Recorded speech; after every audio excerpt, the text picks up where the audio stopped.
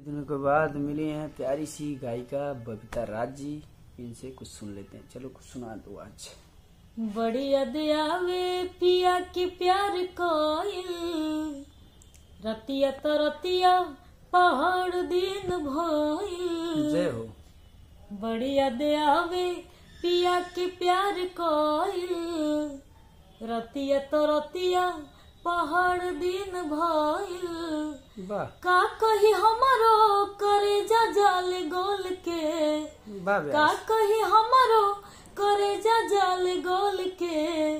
दिलवा ले गईले राजा बोतल में भर के, दिलवा ले गईले राजा बोतल में भर के, दिलवा ले गईले राजा बोतल में भर के। सही में दिल लेके चले गए हैं का?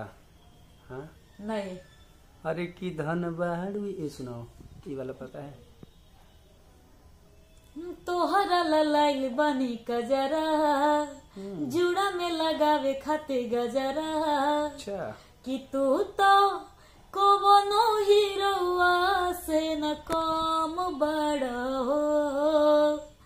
धन बड़ो सोना धन बड़ो, हमर पहिला पसंद बड़ा हो। धन बड़ो जानू धन बड़ो, हमर पहिला पसंद बड़ा हो। कि धन बाड़ू ये हो सोना धन बाड़ू, हमर पहिला पसंद बाड़ू हो।